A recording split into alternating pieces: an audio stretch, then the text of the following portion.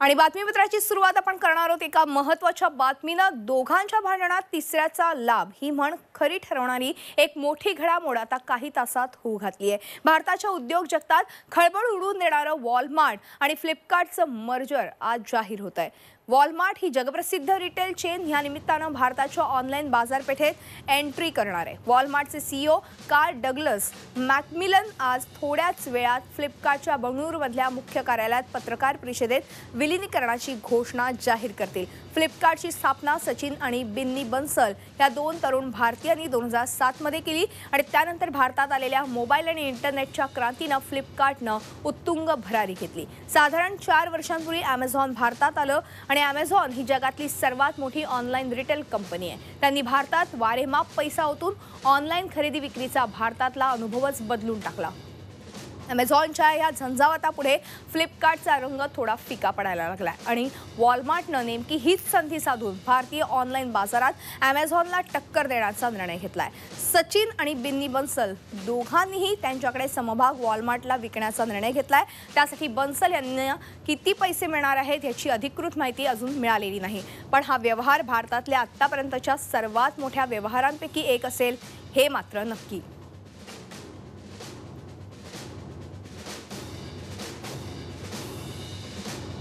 आणि एकूणच आपण ह्याच संदर्भात अधिक चर्चा करणार आहोत आमचे प्रतिनिधी निनाद झारे यांच्यासोबत। निनाद, आपण बघतोय एक मोठी कंपनी आता भारतामध्ये येऊ पाहते आणि ही फ्लिपकार्ट मार्गे वॉलमार्ट येणार आहे आणि अर्थातच अमेझॉनला ही मोठी टक्कर आहे असं बोललं जात आहे।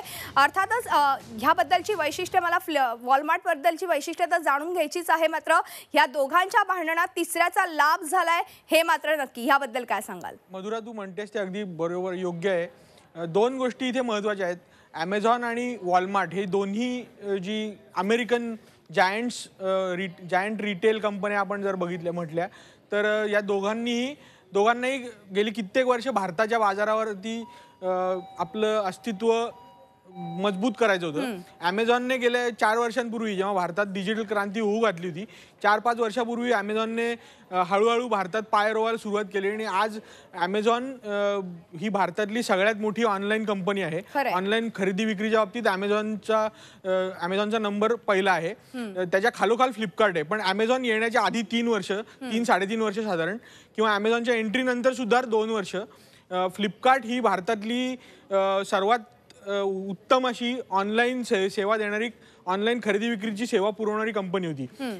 त्यानंतरच्या काळामध्ये फ्लिपकार्टला जेव्हा स्पर्धा यायला लागली हळूहळू मोठ्या प्रमाणात, भारतात फ्लिपकार्टच्या नंतर अनेक लहान मोठ्या अशा ऑनलाईन खरेदी विक्रीच्या वेबसाईट सुरू झाल्या, पण फ्लिपकार्टला जे यश मिळालं ते कोणालाही मिळवता आलं नाही। त्याला टक्कर देण्यासाठी अमेझॉनने भारतात अक्षरशः लाखो हजारो कोटींची गुंतवणूक केली आणि त्यानंतर भारतातल्या एकूणच ऑनलाईन बाजारपेठेवरती अमेझॉनचा दबदबा वाढायला लागला।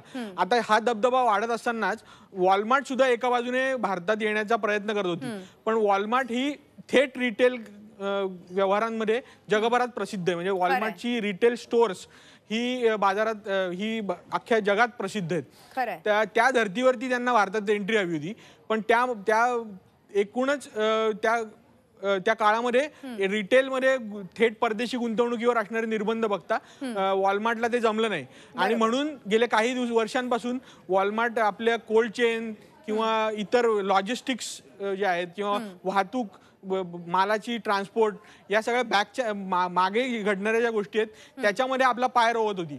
आता गेल्या 6 वर्षामध्ये त्यांना ते थेट ग्राहकाशी संपर्क साधता न आल्यामुळे ते संधी बघत होते, भारतातल्या थेट ग्राहकाच्या पर्यंत पोहोचण्याची संधी जी होती ते बघत होते।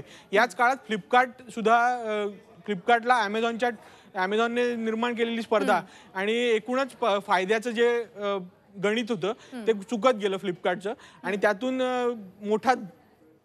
मोठा फटका बसायला लागला।